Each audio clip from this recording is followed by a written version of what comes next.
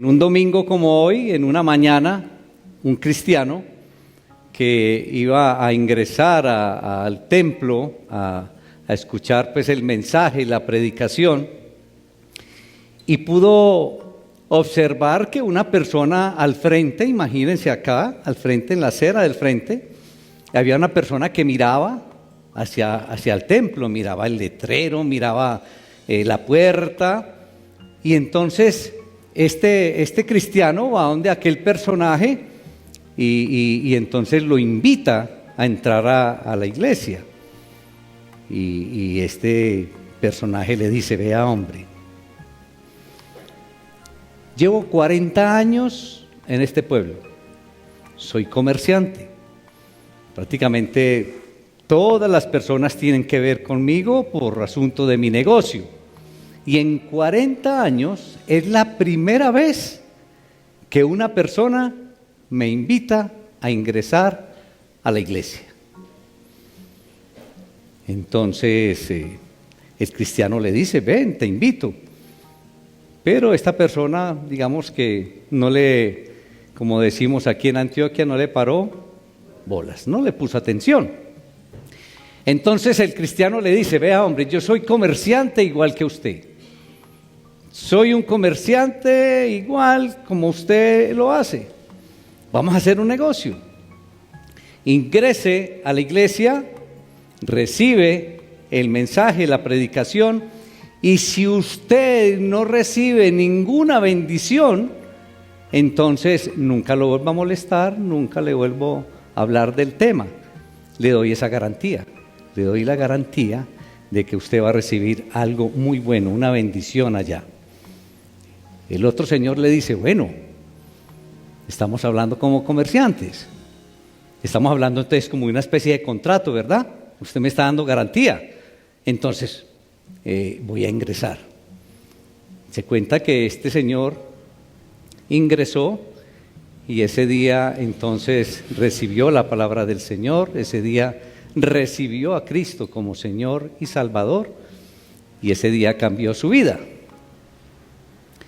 Pero para resaltar aquí es la actitud del creyente. Aprovechó una oportunidad, vio a alguien, digamos, con, entre comillas, un interés, o vio a alguien expectante ante la iglesia, y aprovechó esa oportunidad. Tuvo una buena actitud para aquel que quizás vio en él una necesidad. Entonces viene una reflexión y una pregunta para todos nosotros. ¿Qué tanto nosotros vemos esas oportunidades en los demás? ¿Cómo es nuestra actitud con la persona que vemos expectante, de pronto con algún interés o con alguna necesidad? Y no solamente estoy hablando de las personas de afuera. ¿Qué tal si hablamos de nosotros aquí adentro? ¿Qué tan interesado estás? ¿Qué actitud muestras con la necesidad de los hermanos?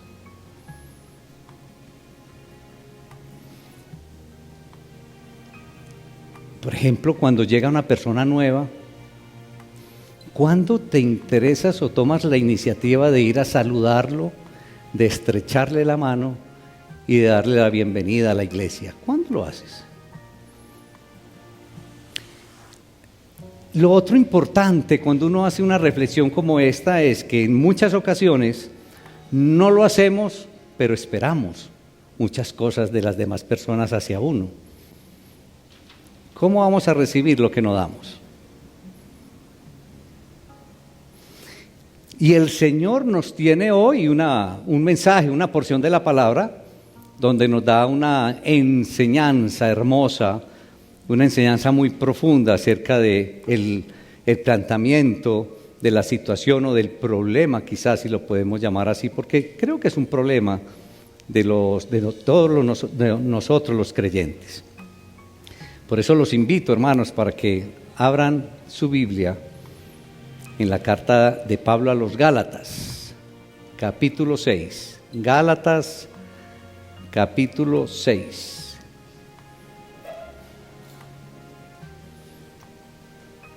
Y leo la palabra en el nombre del Padre, del Hijo y del Espíritu Santo. Amén.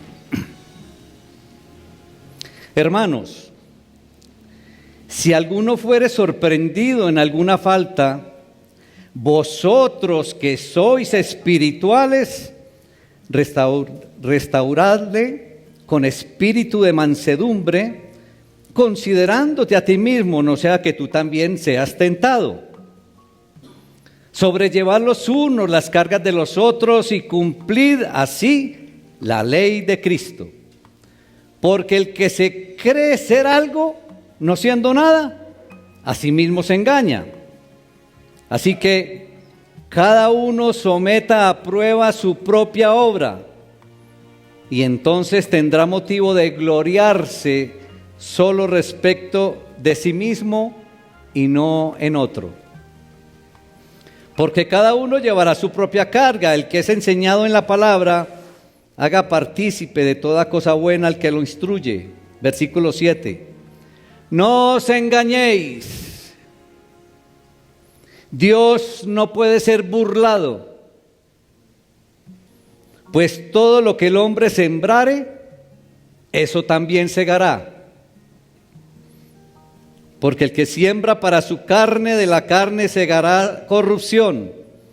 Mas el que siembra para el Espíritu, del Espíritu segará vida eterna. No nos cansemos pues de hacer bien, porque a su tiempo segaremos, si no desmayamos. Así que, según tengamos oportunidad, hagamos bien a todos y mayormente a los de la familia de la fe. Padre, te alabamos, te damos honra, te damos toda la gloria en el poderoso nombre de Cristo Jesús. Padre, gracias por la bendición, gracias por la oportunidad que nos das en esta linda mañana de estar aquí en tu casa de oración. Una bendición más que recibimos. Ayúdanos con el poder del Espíritu Santo a aprovechar a plenitud, Señor, esta oportunidad de recibir tu enseñanza, de recibir tu palabra, de llevarla a nuestros corazones, Señor, y de entender, Señor, de entender qué es lo que quieres realmente decirnos a través de tu palabra. En el glorioso nombre de Cristo Jesús. Amén. Hermanitos, el Señor a través de esta porción de la palabra nos quiere hacer una invitación muy especial en la mañana de hoy. Y la invitación que nos quiere hacer el Señor es a compartir. Y nos dice, y para que veamos ese compartir como la manifestación del fruto del Espíritu Santo. El compartir, una manifestación del fruto del Espíritu Santo. Cuando estamos adentro de esta carta de Pablo a los Gálatas, el apóstol Pablo ya ha mencionado, ya nos ha presentado la diferencia, el contraste que hay entre las obras de la carne y el fruto del Espíritu Santo. Y concluye entonces que nosotros como creyentes debemos andar en el Espíritu. Nos lo dice ahí en el capítulo 5. Cuando ustedes van unos versículos antes del inicio de este capítulo 6, se dan cuenta entonces lo que Pablo nos está diciendo, que debemos vivir en el Espíritu, y nos muestra entonces las obras de la carne y nos muestra también el fruto del Espíritu Santo. Pero ¿qué significa andar en el Espíritu Santo? Porque hablamos mucho de andar en el Espíritu Santo. ¿Qué significa? Y algunos de pronto le pueden dar una interpretación a la manera mística a esta respuesta. Algunos pueden razonar que son experiencias personales que alguien puede tener, pero ¿cuándo relacionamos estas manifestaciones personales con las relaciones con otras personas? ¿Cuándo hemos relacionado esto de andar en el Espíritu con las relaciones que debemos tener con las demás personas? Piense usted, ¿cuándo ha hecho esa relación? Y algunos pueden tener esto, bueno, no, estas son manifestaciones, experiencias personales de todo tipo. Claro, la manifestación del Espíritu Santo. Yo no sé si se imaginan caídas o algunas voces raras, no sé. Pero ¿cuándo las hemos relacionado con cómo nos comportamos con las personas? Y Pablo escribe aquí esta porción para argumentar, entonces, digamos que todo lo contrario, porque el fruto del Espíritu tiene que ver mucho con el caminar de cada uno de nosotros por el mundo y también tiene que ver con el trato que manifestamos hacia los demás. Eso es lo que nos está dando aquí Pablo en esta porción de la palabra. Ahora, ¿cómo empieza Pablo aquí? Pablo comienza con un caso hipotético de un cristiano que es sorprendido en algo especial. ¿En qué es sorprendido aquí en el caso hipotético? En una falta. Ese es el caso hipotético que nos presenta Pablo. Un creyente, un cristiano, es sorprendido en una falta. Es claro eso. Es decir, como que esa persona es atrapada por el pecado. Uno podría decir como que el pecado fue más rápido que la velocidad con que él quería huir del pecado. Sí, uno podría decir, aquí está la persona y está huyendo del pecado, y aquí está el pecado, pero va más rápido y lo alcanza, más o menos. Es atrapado un cristiano, es el caso hipotético que nos presenta Pablo. Entonces se tienen dos opciones aquí. Nos damos cuenta, hermanos, que un hermano es atrapado por una falta. Tenemos dos opciones. O lo miramos como un legalista o con legalismo, y entonces lo criticamos, lo hundimos y acabamos con él. Esa es la primera opción. Es decir, tratarlo sin misericordia, tratarlo sin pensar en la restauración del hermano. Es la primera opción. Pero la otra es como dice Pablo: y ustedes que son espirituales.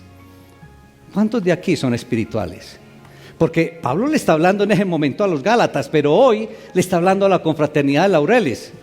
Ustedes que son espirituales, ¿cuáles son espirituales de acá? Tan poquitos. Entonces Pablo, ojo, porque vamos a mirar a ver qué es esto de ser espirituales. Y Pablo le dice, bueno, ustedes que son espirituales deben restaurar a la persona, deben abrazarla, deben acompañarla. Ahora, ¿qué significa ser espiritual? Entonces ya alguno de ustedes dirá, bueno, levanté la mano muy rápido, o bueno, la debía levantar más rápido. Espiritual significa alguien cuya vida y conducta está gobernada por el Espíritu Santo. Entonces ahí sí, contéstenme por favor, ¿cuántos espirituales hay aquí?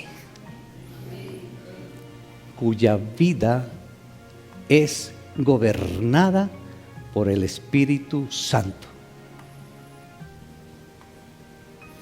Ya tienen ahí para que reflexionen y lleven a sus casas y piensen, pero ¿realmente soy un espiritual o no soy espiritual? ¿Mi vida la gobierna completamente el Espíritu Santo? ¿O solamente cuando estoy en problemas? Entonces, el restaurar a un cristiano en pecado es traerlo a arrepentimiento. Restaurar a un cristiano en pecado es llevarlo a que recupere esa relación con Cristo. Y esa es la meta del acompañamiento, esa es la meta entre comillas, de esa confrontación con el hermano. Invitarlo a que recupere esa relación con el Señor.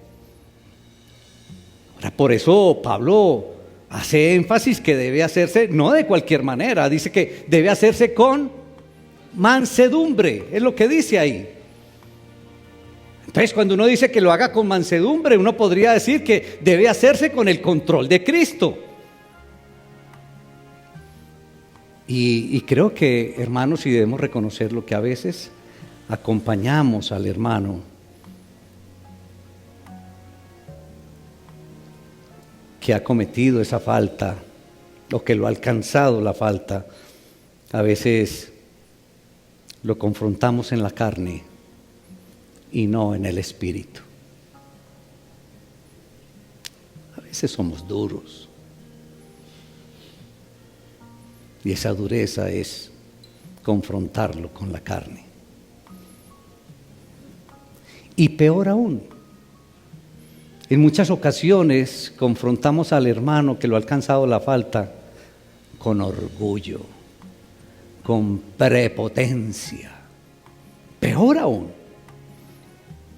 confrontando entonces a alguien que ha caído en una falta como si nosotros nunca tuviéramos la posibilidad de caer en esa falta o en otra. Que ese es el orgullo, a eso nos lleva el orgullo. A confrontar al hermano de una manera como quien dice, no, yo estoy levitando, yo no. Pero a veces confrontamos a los hermanos así, tremendo error. Entonces, contrario a ese legalismo, el hombre espiritual debe ayudar al hermano en esos conflictos de tentaciones, es lo que uno ve ahí en el versículo 2. Y las cargas tienen que ver con tentaciones y opresiones en esta vida. Eso es lo que tienen que ver las cargas. Pero el apóstol nos lleva a algo muy importante, mis hermanos, ahí en el versículo 2. El apóstol nos hace regresar al concepto del amor. Porque es que el amor, y ustedes dirán, ¿y dónde dice amor ahí? Porque ¿a dónde nos invita? ¿A dónde nos quiere llevar Pablo? En el versículo 2. A ver, ayúdenme. Para que nos vamos ahí. ¿A dónde nos quiere llevar Pablo en el versículo 2? No. Pero ¿con qué? ¿Con qué? ¿Con qué? Ahí dice amor. Con la ley de Cristo. ¿Y cuál es la ley de Cristo? El amor. ¿Se han dado cuenta? Eso es una belleza. Pablo nos habla de la ley de Cristo, pero ¿cuál es la ley de Cristo? El amor. Es en el amor donde se cumple la ley de Cristo. Pablo nos dice, hermanitos, ojo, cuidado con el orgullo, con la vanagloria, porque nos engañamos, dice Pablo. Ojo con la vanagloria. Y realmente, hermanitos, ¿qué somos nosotros? En la realidad, ¿qué es cada uno de ustedes? ¿Qué soy yo? ¿Qué somos? Nada. No somos nada. Pero muchos creen ser mucho. Muchos creen ser algo. Entonces de ahí la responsabilidad de ayudarse el uno al otro en sus cargas. Ese es el enfoque que se le está dando a esta porción. Ahora, Pablo está hablando entonces que ojo con el orgullo. Y como esa publicidad que uno ve en la televisión o escucha en la radio, tenemos un remedio para el orgullo. Tomen nota. Les voy a dar la fórmula para el orgullo. El remedio para aquellos que se creen algo, el remedio para el orgullo es poner a prueba su propia obra, poner a prueba su propia labor. Como dice el Salmo 139, por el versículo 23, creo, que dice: Señor, examina mis pensamientos. Tremendo. Estaré yo, me hago la pregunta, y espero que te hagas la misma pregunta. ¿Estarás en la capacidad de decirle al Señor: Señor, examina mis pensamientos? Es que ni siquiera es decirle: examina mis acciones, examina mis pensamientos. Tremendo. Y saben que este remedio para el orgullo no es con ácido acetilsalicílico. O bueno, para que me entiendan, con aspirina. No, es con lo que se prueba la labor del cristiano, es la ley de Cristo, que es el amor. Hermano, en el corazón de un creyente, en el corazón de cada uno de ustedes, en el corazón de cada uno de nosotros, debe fluir entonces el amor de Dios. ¿Fluye? Cada uno le responderá al Señor si fluye el amor de Dios en su corazón.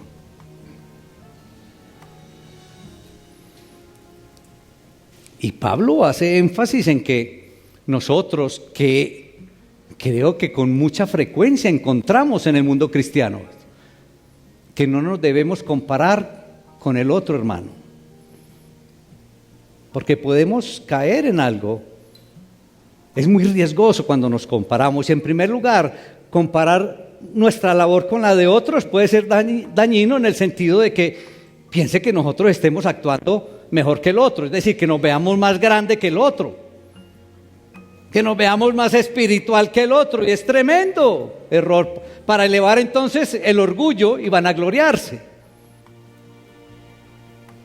Y de pronto compararnos con el otro en segundo lugar, ya es al contrario, que de pronto al vernos y compararnos con el otro, entonces nos podemos ver que el otro quizás tiene más éxito que nosotros.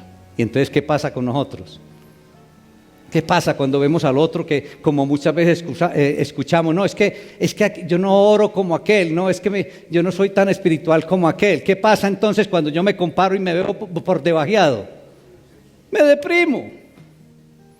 Entonces es un mal si me veo por encima y es mal si me veo por debajo. Por eso no nos podemos comparar con nosotros. El éxito de una labor es cómo fue hecha. ¿Esa labor fue hecha por el amor de Dios o fue hecha en la carne? Ahí es donde radica el éxito.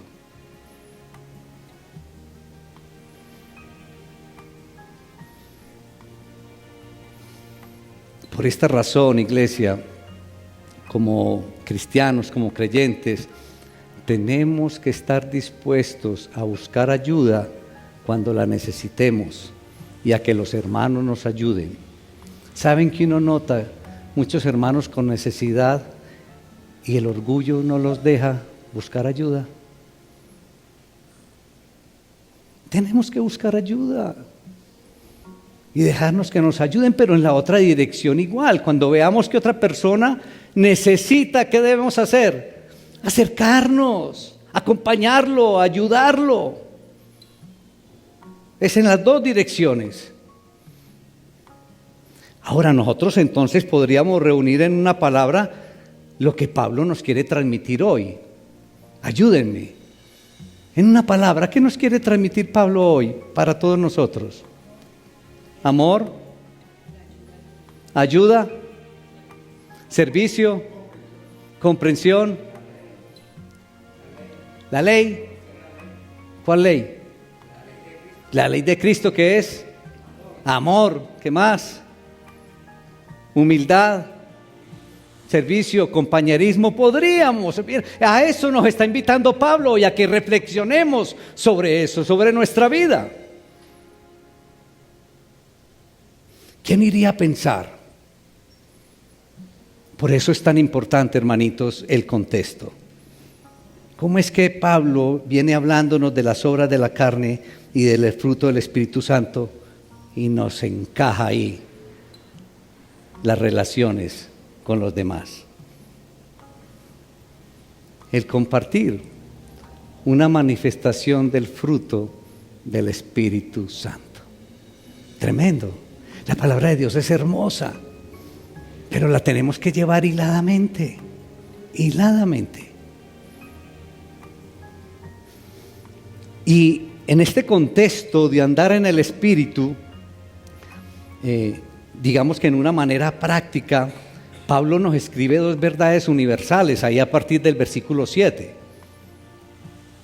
Y la primera es que Dios no puede ser burlado. Nosotros sí que manifestamos esa frase. No, es que Dios no puede ser burlado, y eso es verdad.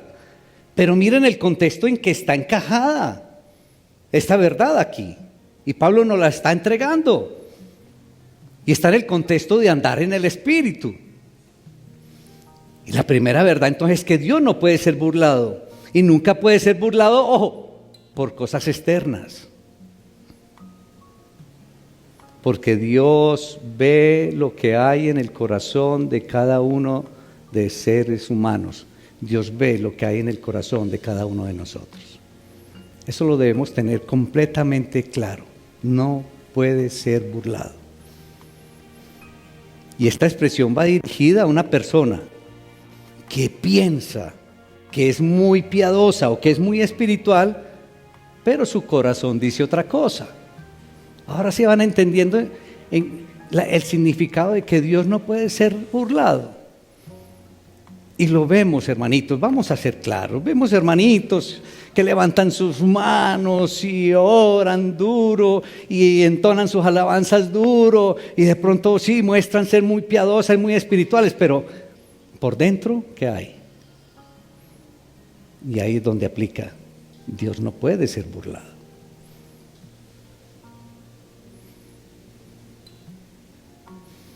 Y entonces la persona se enorgullece de su espiritualidad, de su religión, y ningún hombre puede vanagloriarse delante de Dios, ni burlarse. Y la Biblia nos dice que Dios sabe todas las cosas del hombre, sean externas o internas.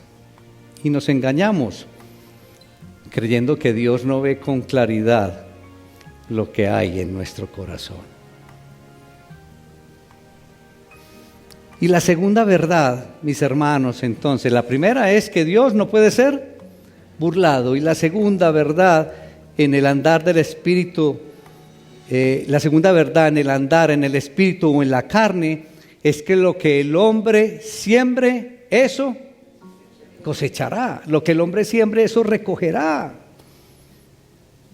Y entonces cada persona, cada sembrador decide qué clase de cosecha tendrá. Entonces no se pueden sembrar mangos y esperar ¿qué? Y esperar manzanas. Eso es absurdo. Y el sembrador lo sabe. Y el mismo principio se aplica para el reino espiritual. Y hay dos campos donde el creyente, donde usted, hermanito, puede sembrar. ¿Dónde puede sembrar? De acuerdo al tema que estamos hablando. O en la carne o en el espíritu. Solamente hay dos campos donde se puede sembrar, donde podemos sembrar, en la carne o en el espíritu. Y si siembra en la carne, ¿qué va a recoger? Ayúdenme. Ya sabemos cuál es el tema del sembrador. Si siembra en la carne, ¿qué va a recibir? Cosas de la carne. Y si siembra en el espíritu, tendrá una cosecha espiritual. Es así de sencillo. Hermanos, esta analogía de la siembra tomada del mundo de la agricultura quizás pierde un poquitico de fuerza en nuestra época porque nosotros vivimos aquí en la ciudad y de pronto no tenemos como tan clara esto de la vida del campo, de la vida de la agricultura. Estamos como alejados de esa realidad de la agricultura.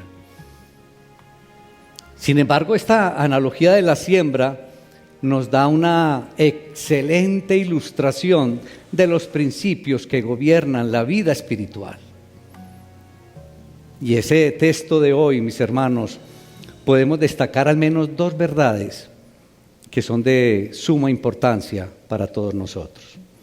En primer lugar, existe un principio inviolable en lo que a cultivo de la tierra se refiere.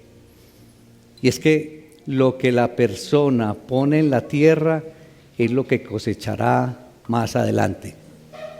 Eso es indiscutible. ¿Es así o no, hermanos? Es inviolable. Lo que la persona en el tema pues de la siembra, lo que se coloca en la tierra es lo que se va a cosechar más adelante.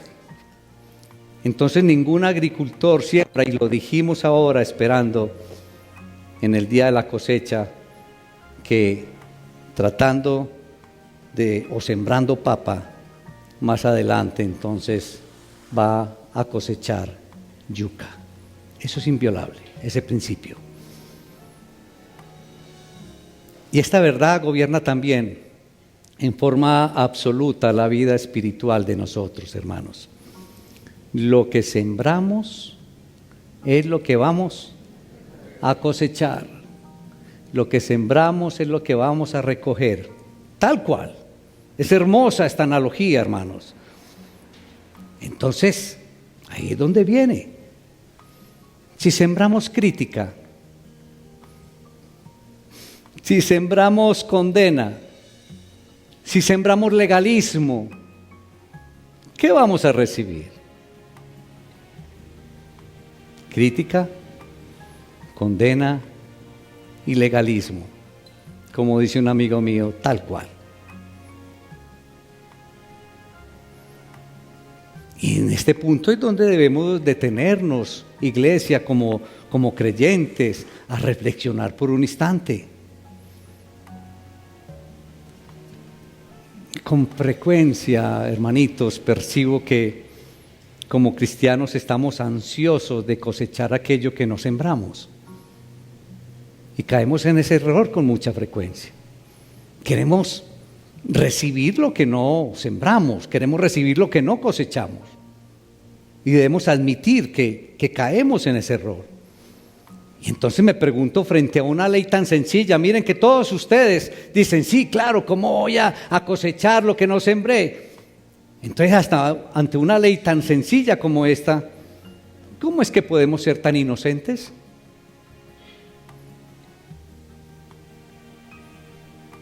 Si no cultivamos un compromiso claro con la gente que nos rodea, si no cultivamos un compromiso claro con la familia, si no cultivamos un compromiso claro con los vecinos, si no cultivamos un compromiso claro con los hermanos de la congregación, ¿cómo es que pretendemos entonces que todos ellos estén comprometidos con nosotros como persona? Y con un ejemplo bien claro les quiero contar. ¿Qué ha pasado aquí? Pastor, es que nadie me tiene en cuenta, cumplí años y nadie me llamó. Hermanita, cuénteme, ¿usted a cuántos llama cuando cumplen años? No, a ninguno. Entonces, ¿cómo pretende recibir eso? Pero nos encanta recibir lo que no damos. O pretendemos recibir lo que no damos. A esto es que se refiere. Yo les pregunto, hace 8 días tuvimos un gesto maravilloso de algunos hermanos aquí. Y ellos quisieron invitar a toda la congregación a un almuerzo. Y se esforzaron y pusieron todos los materiales, hicieron todo el trabajo, sirvieron las mesas. ¿Cuántos de ustedes se acercaron a estrecharle la mano a los hermanos y a las hermanas y decirle gracias por ese lindo detalle? Estamos hablando de cosas sencillas, de cosas muy sencillas. Entonces, si nosotros no nos tomamos el tiempo de escuchar a las personas, para amarlos, para hacerles sentir que nos importan, ¿cómo es que ahora pretendemos nosotros que nos escuchen a nosotros? Y pretendemos que nos haga sentir que somos importantes y nosotros no hacemos sentir a alguien que nos importa. ¿Cómo pretendemos entonces conformar una comunidad de personas compasivas y amorosas? Díganme, ¿cómo pretendemos? Porque nos encantaría, ¿cierto?, que mi congregación sea amorosa, que comparta. ¿Sí? ¿Cómo pretendemos que nuestra congregación sea así si cada uno de nosotros no se comporta así? Y esto es para la iglesia, y esto es para la familia, y esto es para con los vecinos, y esto es para con el lugar de trabajo, esto es para toda parte. ¿Cómo pretendemos que todos los ambientes entonces sean amorosos y compasivos si nosotros no damos amor, compasión?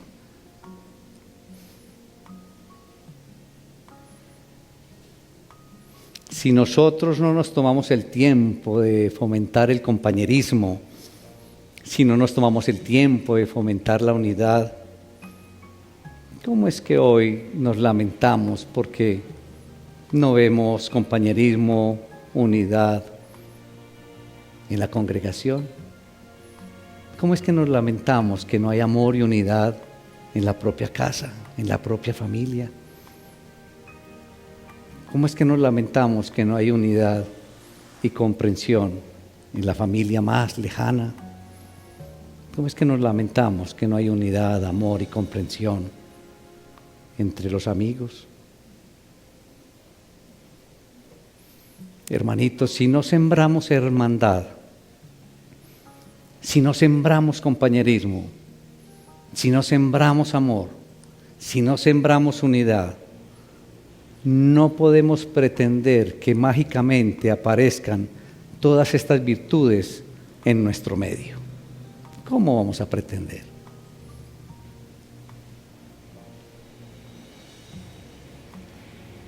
Y esta ley, como lo dijimos ahora, gobierna todos los aspectos de la vida. Y por esta razón el apóstol Pablo advierte solemnemente: Dios no puede ser burlado. Es decir, no podemos caer en la trampa de creer que el Señor no vio lo que sembramos. Que ahí es donde nos equivocamos. No, el Señor no vio lo que sembramos. Y entonces nos va a dar un fruto de que realmente no debería de darnos. El Señor sabe que estamos sembrando, entonces no nos va a dar lo que no estamos sembrando. Por eso Dios no puede ser burlado. Y esa frase está dentro del medio de esa analogía de la siembra y la cosecha. El Señor siempre ve lo que nosotros estamos haciendo. El Señor siempre ve lo que estamos dando. El Señor siempre ve lo que estamos sembrando. ¿Cómo nos va a dar lo que no estamos sembrando?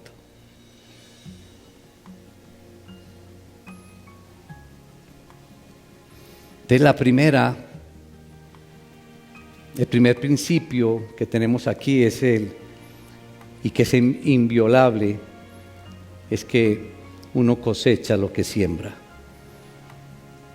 Y la segunda realidad que encontramos en esta analogía es que nunca se cosecha al instante.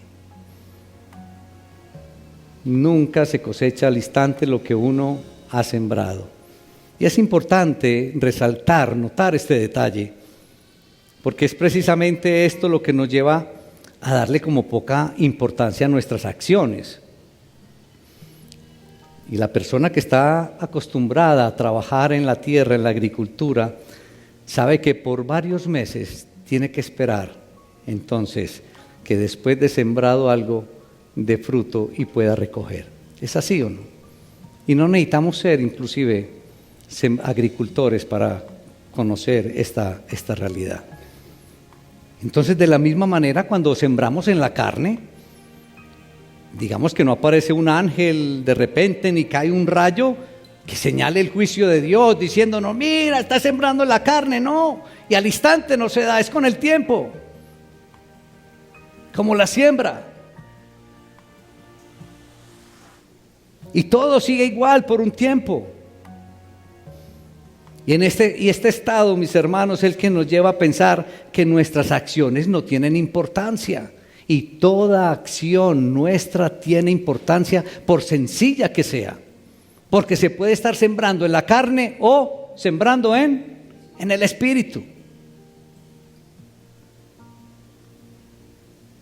Pero el agricultor, cuando siembra, no está pensando en el presente. ¿En qué está pensando el agricultor cuando siembra? En cuestión de tiempo, en el futuro. El agricultor no está pensando en el hoy, no, está pensando en lo que va a recoger en el futuro. Y asimismo, entonces, el hombre sabio en el reino entiende que sus acciones hoy tienen consecuencias para el mañana. Y por esta razón, entonces, debemos ser muy cuidadosos en el presente. Porque lo que hagamos en el presente, vamos a cosechar, a recibir en el futuro. Ojo con eso.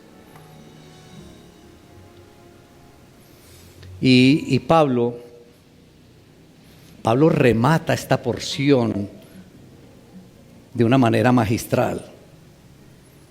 Y nos dice ahí en los versículos 9 y 10, no nos cansemos pues, ojo iglesia, que el Señor está hablando para la confraternidad hoy. No nos cansemos pues de hacer bien, porque a su tiempo segaremos, si no desmayamos. Hago un paréntesis así, o sea que debemos ser ¿qué? Constantes, persistentes. ¿En qué? En hacer el bien. Así que, según tengamos oportunidad, hagamos bien a unos poquitos. No, esta versión, así a todos. Hagamos bien a todos. Y mayormente, ¿a quién? A los de la familia de la fe. Cierra magistralmente Pablo. No nos cansemos de hacer el bien. ¿A quiénes? A todos. Cuando tengamos oportunidad, siempre que tengamos oportunidad. Y especialmente ¿a quién? A los de la familia de la fe. Es hermoso el remate de Pablo. Hermanos, no se engañen. No nos engañemos. Dios no puede ser burlado. Él conoce tu corazón. Él conoce el corazón de cada uno de nosotros. Y lo que siembres, eso también cosecharás. Lo que siembres, eso recibirás. La idea entonces, y resumiendo, es cumplir la ley de Cristo. La idea es amar. La ley de Cristo es el amor. No se nos puede olvidar. Esa es la idea, cumplir la ley de Cristo, amar. No te canses de amar, hermano. No te canses. No te canses de hacer el bien. No te canses de hacer el bien a todos, especialmente a los de la familia, de la fe, siempre que haya una oportunidad, hermanos. No te canses.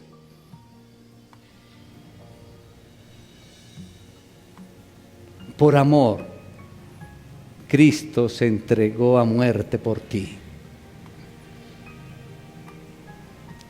Cristo no se cansa de amarte. Cristo no se cansa de acompañarte. Cristo no se cansa de esperarte. Cristo no se cansa de escucharte. Cristo no se cansa de hacer el bien. Cristo no se cansa de hacerte el bien. Padre, te alabamos. Te damos honra. Te damos todo el honor en Cristo Jesús. Padre, gracias por esta enseñanza de hoy.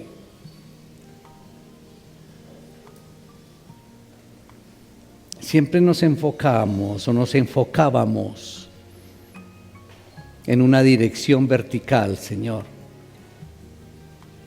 Muy especialmente en una dirección vertical. Y hoy, Señor, nos muestra el compartir, el compañerismo, el amor, el acompañamiento, el hacer el bien, como una manifestación del fruto del Espíritu Santo. ¿Cuánto nos hemos equivocado, Señor? Hemos maltratado a los hermanos con legalismos, cuando tú nos invitas al amor, cuando tú nos invitas a la restauración, cuando tú nos invitas a ayudarnos los unos a los otros, a sobrellevar las cargas los unos con los otros.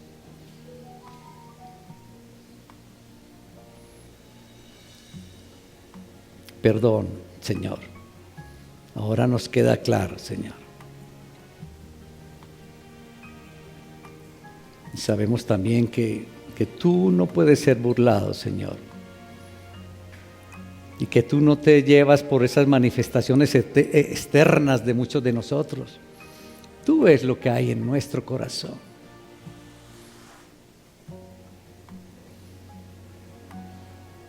Sí, Señor. Ayúdanos con el poder del Espíritu Santo, Señor, a no cansarnos de hacer el bien a todos, sin excepción. Siempre que haya una oportunidad. Siempre llevar en nuestro corazón la ley de Cristo, el amor.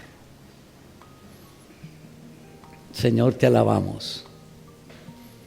Te damos honra, te damos todo el honor. En el glorioso nombre de Cristo Jesús. Amén.